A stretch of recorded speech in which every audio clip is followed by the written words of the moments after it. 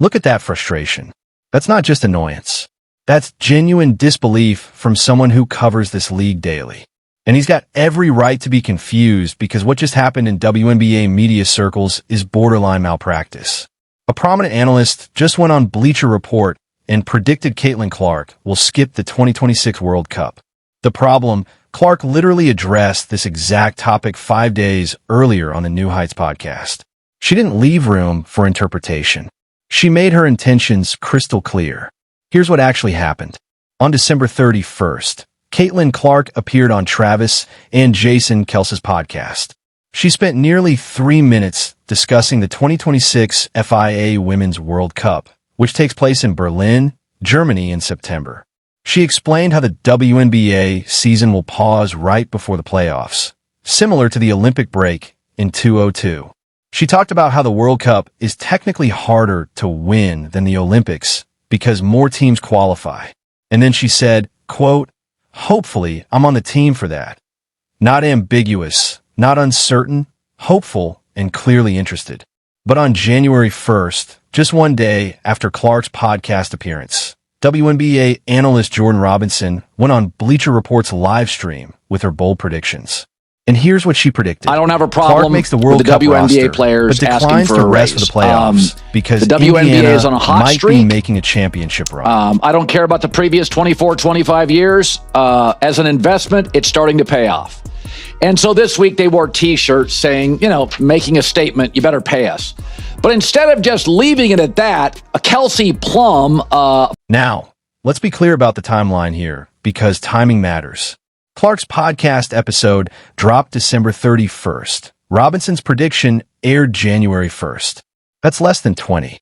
So, either Robinson didn't watch the podcast before making her prediction, or she watched it and decided to ignore what Clark actually said. Neither option reflects well on the quality of analysis we're getting from some corners of WNBA media. And this isn't just about one analyst making one bad prediction. This represents a larger problem with how the WNBA is covered. Too often narratives get created without checking the actual source material. Too often predictions get made based on what analysts think players should do rather than what players are actually saying they want to do. Let's talk about why the World Cup matters so much to Clark specifically. She mentioned on the podcast that the World Cup serves as the kickoff for the next Olympic cycle. It's not just another tournament. It's the primary evaluation event for the 2028 Los Angeles Olympics roster. USA Basketball will be watching who performs in Berlin. They'll be evaluating chemistry, seeing who fits the system, determining who can handle the pressure of international competition. For Clark, who was controversially left off the 2024 Olympic team, the World Cup represents her clearest path to making the 2028 roster. Missing it would be strategic suicide. It would signal to USA Basketball that she's not committed to the program. It would give other guards the opportunity to establish themselves as better fits, and it would eliminate her chance to prove she belongs on that Olympic team. Clark understands this. She said explicitly that her goal is making the 2028 Olympic team, and she framed the World Cup as part of that journey. So the idea that she'd voluntarily skip, it makes zero basketball sense and zero career sense.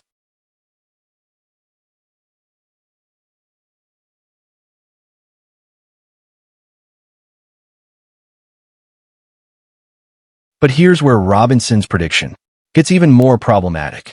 She suggested Clark might skip the World Cup to rest for a potential fever playoff run. Let's examine that logic. The World Cup happens in late September.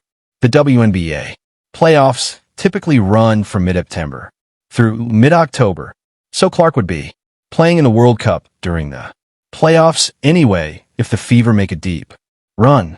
The WNBA has already confirmed they'll pause the season for the World Cup just like they did for the Olympics.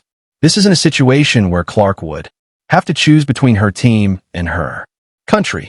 The league is literally building the schedule around the World Cup. Every team will be affected equally. Every playoff team will have players participating in Berlin. So the entire premise of the prediction collapses under basic scrutiny. There's no choice to make. There's no rest versus compete decision. The season pauses for the World Cup regardless of what any individual player decides.